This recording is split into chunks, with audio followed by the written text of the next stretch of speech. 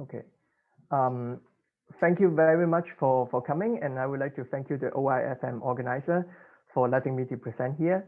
I'm Steve Wu, and I am postdoc at UBC, and I will be joining UC San Diego Department of Economics in the fall.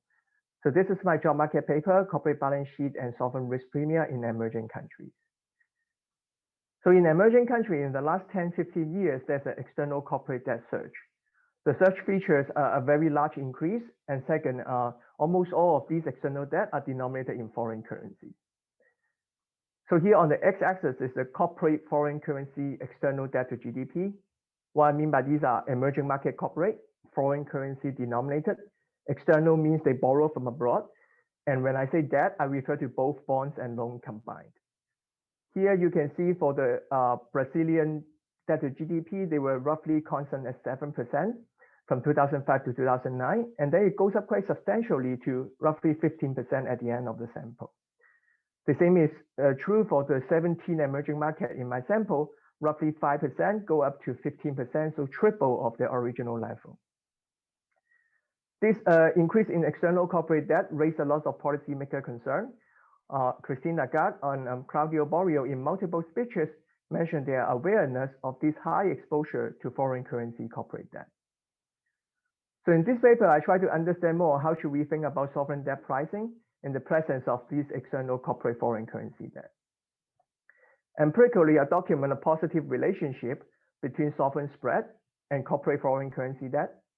In particular, I find this increase is in two interesting ways that I will show you right at the next slide. Then I build a quantitative sovereign default model with dynamic corporate sector and risk-averse international investor to rationalize this. The model will indicate a spillover from the corporate sector to the sovereign, so it calls for room for policy improvement from the inefficient allocation. So here, let me show you the empirical finding, again, using Brazil as an example. The X variable is the variable that we have seen, Brazilian corporate debt to GDP. The Y variable is the sovereign CDS, so it would be my main measure of sovereign interest rate throughout the paper. The positive relationship here indicate a quarter with high corporate debt is also a quarter with high CDS. So one may think, the debt in the economy goes up in general. We think the default probability of the sovereign should be higher, and so that interest rate should go up. In the empirical finance literature, we know that sovereign bond price or sovereign CDS can be decomposed into two separate components, the default premium and the risk premium. So Steve, sorry to interrupt with one clarifying question. Does the corporate debt include both financial and non-financial in the example? Yes. So I follow the definition by Du and Schweiger. I put them together. We can talk about the separation later if you want. Yep. So different people may have slightly different definition on the CDS, on the premium. So let me be clear here. The default premium is asking hypothetical risk neutral investor how they price the debt. So they are pricing based on the expected sovereign default probability. And the risk premium is the additional premium if the investor is a risk averse investor. So they are pricing based on the covariance between sovereign default and stochastic discount factor. So note that both of these are still credit risk, but the first one is pricing on first moment, the second one is pricing on the second moment. Now on the right-hand side, I decompose the CDS premium into the default premium and the risk premium, the orange dot and the red dot. So each of the orange dot and red dot add up to the blue dot on the left-hand side. I use some standard empirical finance method that I will cover later in the empirical section. Interestingly, we find that an increase in corporate foreign currency debt doesn't come with an increase in the default premium. It's slightly downward sloping on this picture. Almost all of the increase in the blue dots are driven by the increase in the red dot, which is the risk premium. So the underlying correlation between corporate foreign currency debt and the subcomponent of sovereign CDS are actually quite different, and I think different in a very interesting way. So this is my one slide summary of everything in the paper. In the very first part of the empirical section of the paper, I use a panel regression to document this more systematically. I find that a 1% increase in foreign currency corporate debt is associated with no significant change in the sovereign default premium. and significant 5 basis point increase in the sovereign risk premium. So if you think about 5 basis point multiplied by like 10% increase in corporate debt in Brazil, that gives you 50 basis point increase relative to the mean of 150 basis point. I think is a pretty economically reasonable large number. So then I move on to have a quantitative model to account for this. The model will have both sovereign and corporate, so we can talk about sovereign and corporate debt together. The model will have risk-averse international investors, so we can talk about risk premium. So in the model, the corporate, they invest in optimally choose how much they invest and borrow from external in foreign currency. The sovereign, in turn, they collect profit tax revenue from the firms, so they have resources to repay the sovereign debt. When the corporate increases the debt, there are three effects on the sovereign endogenous default decision. First, there would be more investment because these are productive firms, so when they borrow more, they also invest more. Investing more alone would increase the expected profit and expected tax revenue for the country. So the country will have more resources and they are less likely to default on their debt. However, when you borrow more, the economy is more sensitive to exchange rate movement. Think about a same unit change of exchange rate. Now, when the country borrow more, the same unit change of exchange rate is translating to higher change in profit and tax revenue. Especially, it's increasing the variance, so there's a higher tail probability of very low tax revenue. So that default probability increases. These two effects, one increases the default probability, one reduces the default probability, give us insignificant change in the sovereign default probability when the corporate debt goes up. Steve, can I ask a question? I know you said you are going to go in detail to this, but when you say default premium and risk premium, so the risk premium doesn't have the default risk in it then, right? No, it's still credit risk. So what is the difference between the two? But maybe like one line before you go through the methodology. Yeah, so the default premium is the expected default probability. It's the first moment when you're pricing default risk. And the covariance, the second moment would be the risk premium. Okay, so now you as an international investor, you may say, yeah, when I lend you a dollar, or I think the default probability is not changing that much.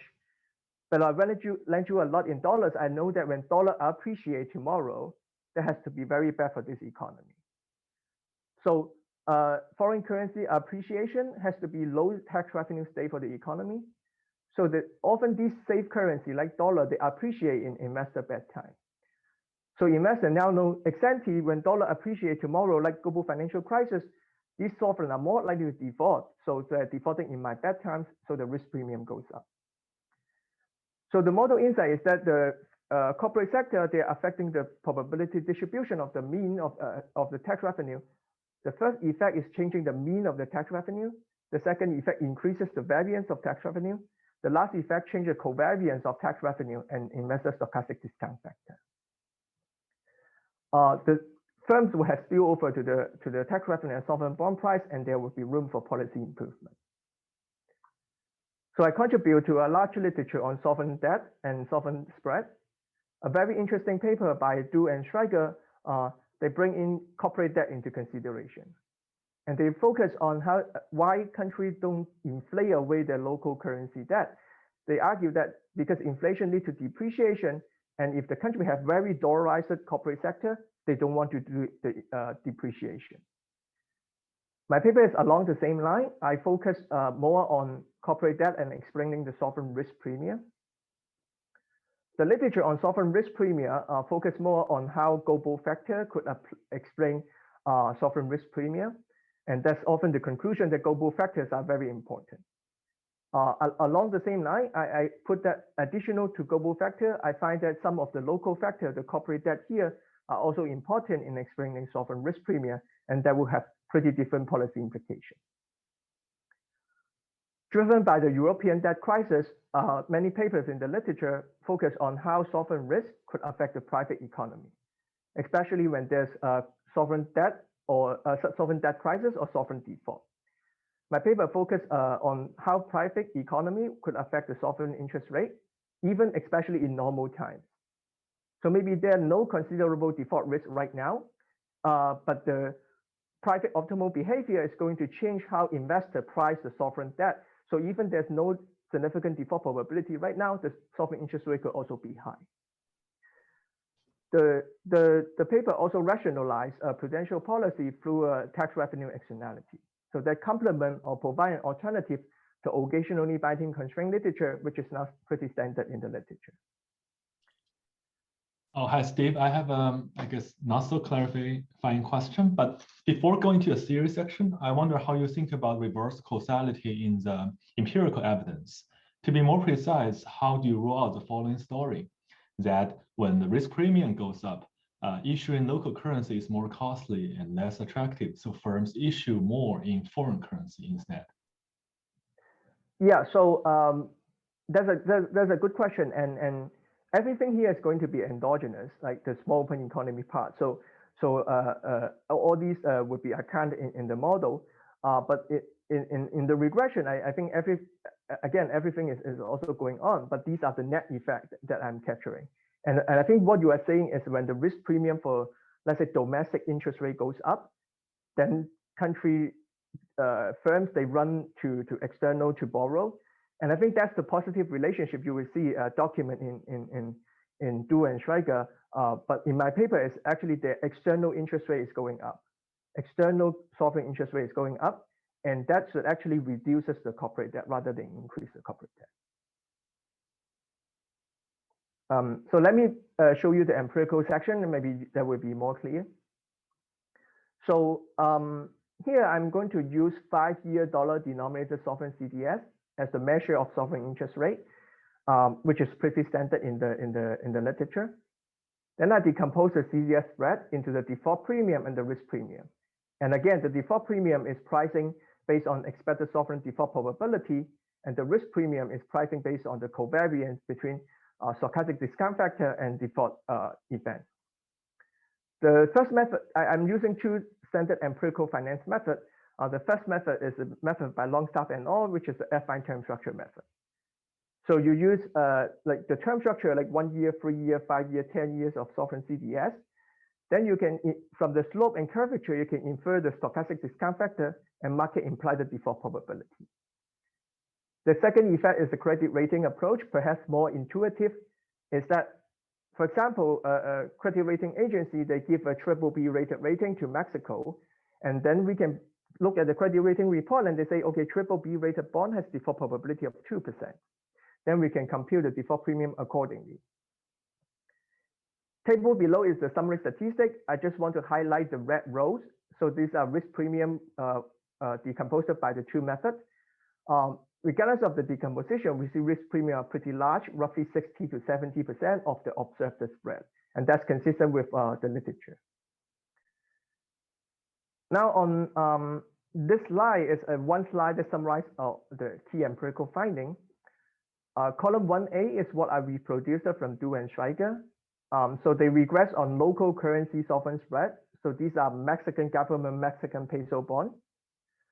And they look at regressing on foreign currency corporate debt, foreign currency sovereign debt, local currency sovereign debt, controlling for both global factors and country fixed effect.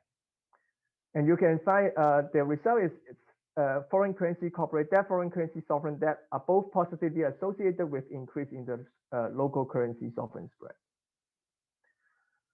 Here I run almost exactly the same regression, except for the fact that I changed the variable of interest to my variable sovereign dollar denominated CDS. I find consistent result that increase in foreign currency corporate debt, increase in foreign currency sovereign debt, both are increasing with the CDS premium. Now on the right-hand side, column 2, we are seeing risk premium on column 3. On the column 2 is the default premium. 2A and 2B correspond to term structure decomposition and credit rating decomposition. We will see that increase in foreign currency sovereign debt actually come with a positive increase in the sovereign default premium. So I think that's consistent with any sovereign default model. And then interestingly, increase in foreign currency corporate debt doesn't do the same job. Its coefficient is very small, relative to the sovereign debt and is insignificant at all. Finally, if you look at the third column, this is column 3A and 3B, again corresponds to term structure and credit rating method. We find that foreign currency corporate debt is associated strongly with increase in the risk premium. These results are pretty robust to adding additional control like reserve to GDP, commodity price index, etc. Note that all these decomposition will contain measurement error, but since I'm putting this decomposed variable on the left-hand side of my regression, the measurement error will be just like residual in the regression. So here, if let's say the credit rating agency are very optimistic about Mexican government for a long period of time, this persistent measurement error will be captured by country fixed effect or serial correlated adjusted standard error like Limit standard error. But can I ask something? So I think this is still consistent with Du and Schreger, right? I mean, so the interpretation here is that when you are a country with a lot of foreign currency corporate debt, your external finance premium is going to go up. I mean, this is exactly what I show in my Jackson Hole paper and Aristat paper, right? So, and that is captured by the UIP premium. So it's not that you are going to default. It's not just that, it's not about you are going to default, but it is going to be the case that your external finance premium will go up, which will be captured in the UIP premium directly on the local currency spread. And that's exactly, you know, what is in Du Schreger's local currency spread. So you are separating it, but it is the same interpretation, right? I mean, like Turkey would be a very good example, right? Like huge foreign currency debt.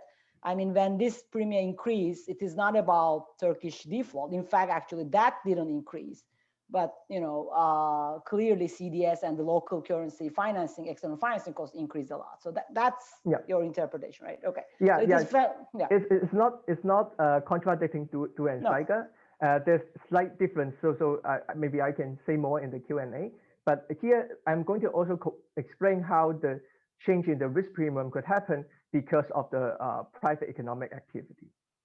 Right, but I mean, again, this is I mean, it is about like, you know, this high foreign currency of that of the firms making the sovereign having a hard time in its local currency financing externally, right? That's pretty foreign much. currency. These are dollar-denominated CDS, so foreign currency finance. No, but that's what I'm saying. In local currency stuff is also going to increase. I mean, to be consistent with the UIP premium fact, which you know, I showed it in my Jackson Hole paper and Aristat paper. Several other people showed that you have to have that too, right? And that should increase actually more than that.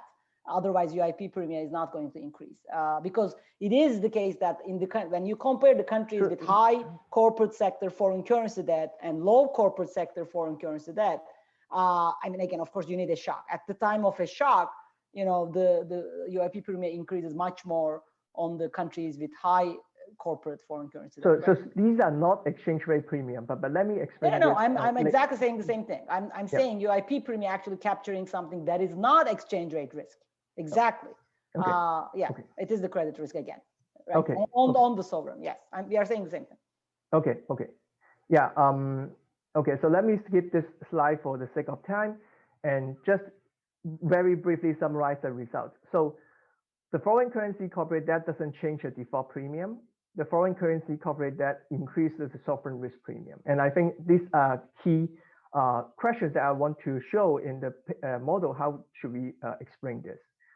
The foreign currency corporate debt explaining the risk premium, I think, is complementing a large literature on global factors. But on top of the global factor, we still see a local factor matter, and that will have different policy implications. So let me jump to the quantitative model. So the model is a small open economy model, infinite horizon. There are three types of agents. There's a continuum of represented defaultable entrepreneur. They can borrow from abroad. They can choose optimally how much to invest and borrow, choose how much to consume, and whether default on their debt or not. There is a defaultable sovereign, very much like Ariano, Bai, and Bocola. They are obtaining tax revenue from the firm. They optimally choose how much to borrow and how much to provide government spending to the entrepreneur, so they are happy. They are going to default on, they are going to choose optimally whether default on the sovereign debt. The foreign investor, the investor are going to provide funding and price the debt in the economy. The bonds are one period bonds denominated in foreign currency. we are going to assume the stochastic discount factors is correlate with the exchange rate because these are exogenous elements. Especially, we are assuming the stochastic discount factor goes up when dollar appreciates. And this is consistent with many empirical findings and many micro foundations in the literature that I will skip for the sake of time. There are 3 shocks in the model. The TSP shock, the default disutility shock. So when the government default, they suffer from the disutility. The exchange rate shock. By and large, you can think these 2 shocks are country specific. This one is correlated with the rest of the world condition. So now on the left-hand side, I'm showing you the model performance of the model when I calibrate to Mexico pre-2008. So I think of pre-2008 as a period of high risk-free interest rate.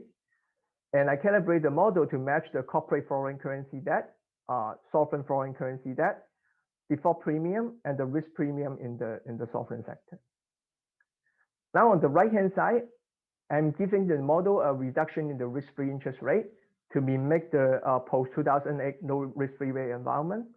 And this low risk-free rate or ease global financial condition lead to leverage up in corporate sector is consistent with many empirical findings, for example, by Satnam and also Salomon Varela, etc. So now everything on the right-hand side are on target at the moment. Let's see how the model performs. The corporate debt in the economy goes up from 7.6% to roughly 12%. The default premium doesn't change much from 37 basis points to 42 basis points.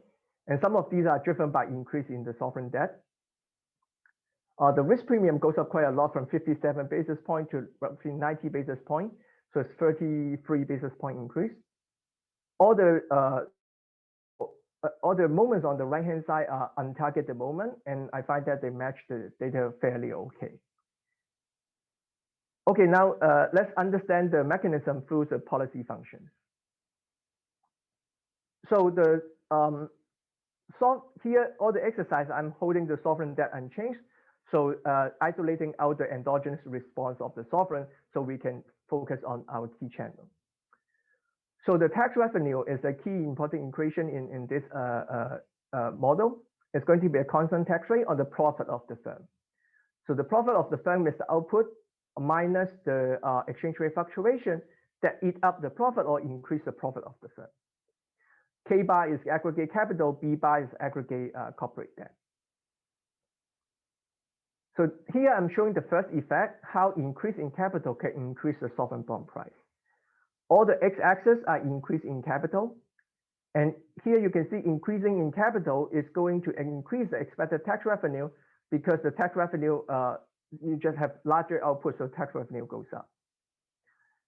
Now, increase in the expected tax revenue lower the sovereign default probability because you have more resources to repay the debt, you are less likely to default. Lower default probability, higher sovereign bond price. Now, this picture is showing you how increase in corporate debt suppresses sovereign bond price. So all the x-axis here is the change in the corporate debt increase. Note that when I'm doing this exercise, I hold all the exogenous variable at their mean. And so exogenous, the exchange rate is at their mean and expected change of exchange rate is 0. Anything multiplied by 0 is still 0. So if you plot the expected tax revenue, it's not going to depend on the corporate debt. Even expected tax revenue doesn't change, the variance of tax revenue increase because with same unit change of exchange rate is translating to larger change in tax revenue. Variance of tax revenue increase, it increased the probability of having very, very low tax revenue. So the sovereign default probability goes up. And default probability goes up, the sovereign bond price goes down. Here I'm showing you on the same picture the high ISO default probability curve. So on each of these lines, the default probability is the same. Like 3% default probability when we have corporate debt and capital at this level. Here what I want to say is, for example, when the corporate debt increases, the sovereign is now more likely to default because of the variance effect. But these are productive firms. They don't borrow and just sit on the debt. They also invest more, and investing more have a downward forces on the default probability. Here, endogenous investment is an important channel to help us to generate insignificant change in default probability. For the sake of time, let me skip this picture. But here, this picture, I think is a nice picture to summarize both there's no change in default probability, but an increase in the risk premium. So I'm going to spend the rest 4 minutes on this last picture. So the exchange rate here, so the S prime is the exchange rate tomorrow. Okay, the exchange rate, future exchange rate. I'm normalizing S, so exchange rate today to 1. So at this particular point, 1.0, there's no exchange rate change. On the right-hand side, when exchange rate is 1.3, then when peso depreciate, so we see this particular curve here is showing us the default probability for the sovereign is 45 basis points. So what does that mean? That is saying that when the peso depreciate a lot, the only way you will repay your debt is that when the TFP is very high, or when the default utility cost is very high, so that you still repay the debt. And those events are unlikely to have a draw of very high TFP shocks, and so that you are more likely to default on your debt, the default probability goes up. Now, when the peso appreciate, you see the opposite story. When peso appreciate, you don't need that high level of TFP or that high level of commitment to repay. You can still repay your debt, so default probability goes down. Here's the conditional default probability, conditional on the exchange rate tomorrow, conditional on x-axis. So if you want the unconditional default probability, it's integrating the marginal distribution of exchange rate. So here the unconditional default probability is 33 basis points if you integrate the area under the curve, the density under the curve. This line is partially determined by the corporate debt and also corporate capital because they determine the tax revenue of the government. Now this is the red line. The red line is showing another scenario when there's low risk-free rate. When there's low risk-free rate, what happens is that the corporate sector, they're going to leverage up. They are going to choose a higher corporate debt, B prime double star and K prime double star. They're going to invest more. And it changed the shape of the default threshold line. So what's changing here? Here we can see the investment here at this point. So let's the exchange rate at T is 1. Now let's say exchange rate tomorrow is still 1. You have low interest rate, you borrow a lot and invest a lot, and the exchange rate didn't mess up with your profit, and that's great. So you actually invest a lot and then you get tax revenue. So the tax revenue goes up and default probability goes down because exchange rate didn't mess up with the economy. Toward the right-hand side, you see peso start to depreciate. It is eating up the profit of the firm, so that eventually, actually, the sovereign are more likely to default on the right-hand side. Now the sovereign are in very bad situation, even worse than before because of large corporate debt. The left-hand side, you see the opposite story. Peso appreciation will lower the default probability. So if you integrate the area, the default probability below the line for the two scenario, you see the default probability is more or less the same. In these two cases, they are roughly 33 basis points. On the other hand, the risk premium goes up from 37 to 64. Why is that the case? Because when you compute the default probability, it's an unweighted integral of the density over the curve. However, when you compute the risk premium, it's the stochastic discount factor weighted integral of the area under the curve. And the investor, they particularly like cash flow when dollar appreciate or when peso depreciate. But now you are exactly defaulting in this region. You are defaulting when they want the cash flow. So you are defaulting more on the right, the risk premium goes up. So let me use a very stylized example to summarize this. Let's think about China and Brazil. Both of them have default probability of, let's say, 10%. But now investors, they know that Brazil borrow a lot in dollars. So when dollar appreciate tomorrow, let's say like global financial crisis or onset of COVID crisis, Brazil would have a hard time, but China is not. And so Brazil may default in this scenario, and so the risk premium goes up ex ante. So to summarize my whole paper, I want to understand more sovereign debt pricing in the presence of corporate foreign currency debt.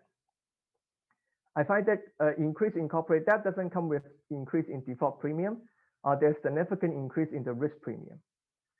Quantitatively, I calibrate the model to Mexico. It accounts for increase in foreign currency corporate debt and sovereign risk premium in the post-2008 period.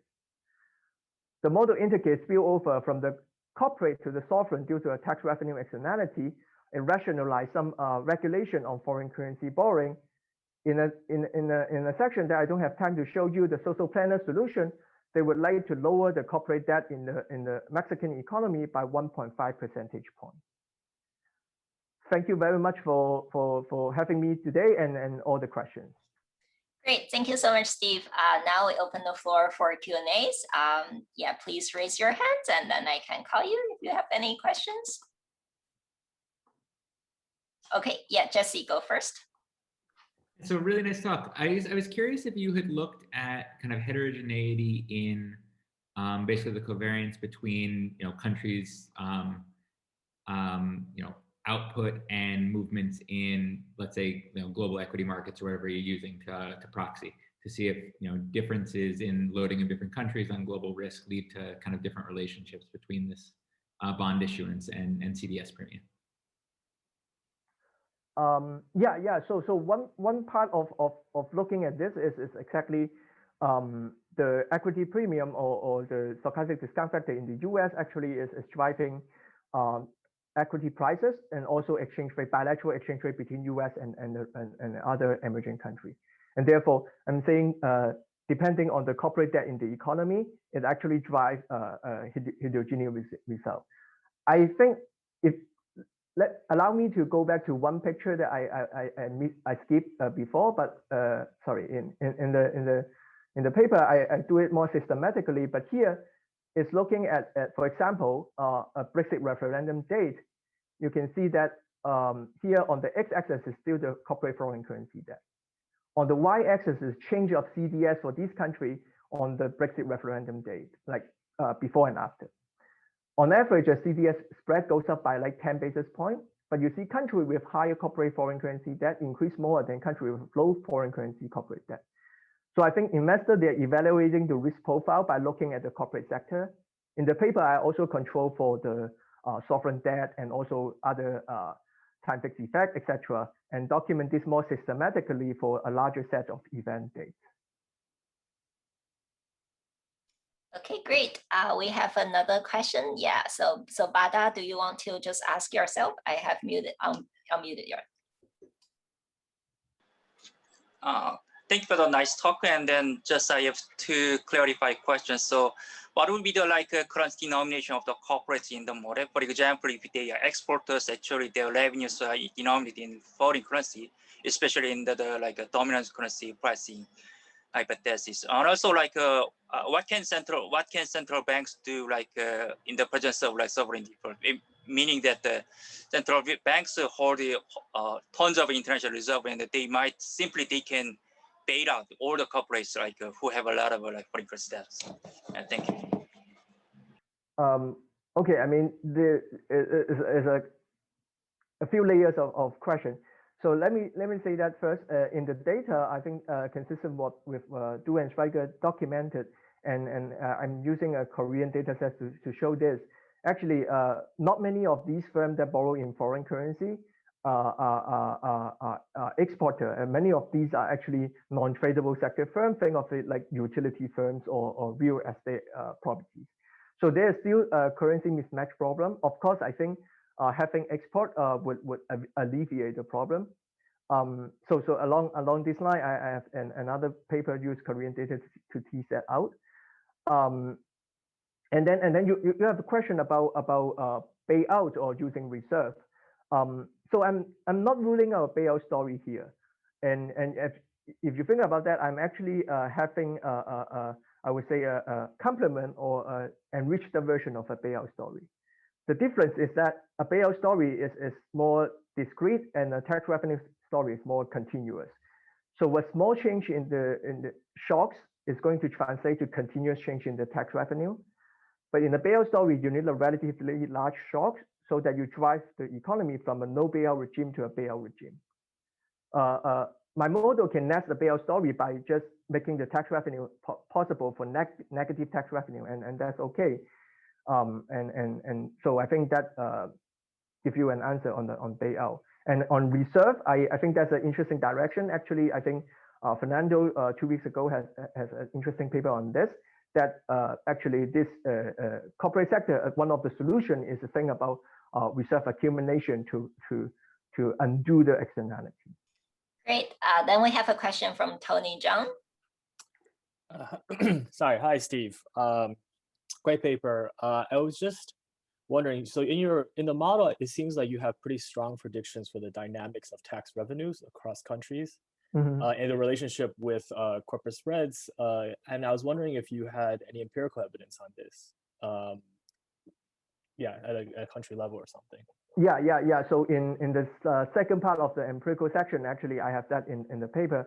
So I show that country with higher corporate debt and interacted with exchange rate, either just exchange rate or instrument debt by using some instrument, the change in exchange rate fluctuations, like depreciation of peso with higher dollar debt, is going to lead to larger change in the tax revenue in the economy.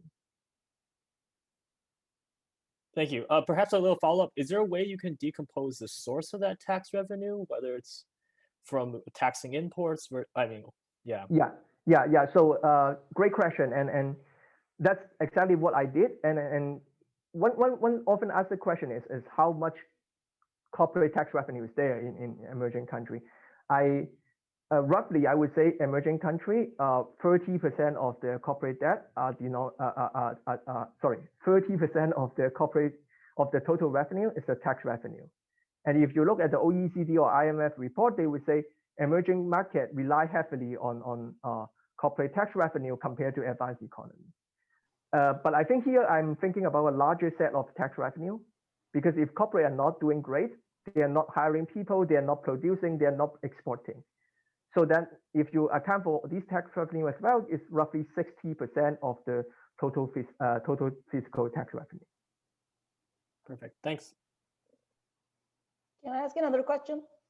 Sure, go ahead.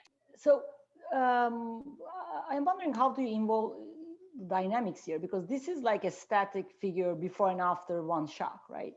Brexit. But like, and as I said, that's why I gave Turkey as an example. That's right on your line, because that is going to be a typical example. But at the same time, in all these countries, Turkey, Mexico, Peru, Colombia, I mean, this thing is dynamic, right? There isn't like a stock of high FX debt. In fact, the share of FX, foreign currency, local currency, moves with the cycle, with the pricing of this. So how that dynamic comes into play here? Because when capital flows coming in and when these spreads are going down, actually it is going to be higher increase in local currency relative to foreign currency. And on the way out, it's exactly the other way around, because during depreciation, the lender is not going to lend you in local currency. They want to lend in foreign currency. So this is going to be dynamic with all those global factors that you were talking about. I mean, the Pendleton paper is basically also about that, right? I mean, why VIX prices emerging market sovereign risk is exactly because of that cyclicality. But that cyclicality changes the share of local currency to foreign currency debt. And that's very important, exactly because of what you said. The large part of this is in the non-tradable sector, in the construction sector and all those sectors. It's not about exporters, and that share is going to change. It's not going to be that, construction sector that always is a high effect, because the reason is the fact that FX debt is cheaper than the local currency debt, that changes with the cycle, right? Yeah. That relative price is important. So how do you deal with that? So those would be account in the model. So I think that totally makes sense. That past historical exogenous movement is going to shape the level that you have today, and arguably maybe some of it is there in the picture, that some countries are leveraging up because they're easing condition historically, and here these are sufficient state variable information for computing the risk premium in the model. In the data here, I also do a local projection of a version of this, and so that captures a bit of the dynamics.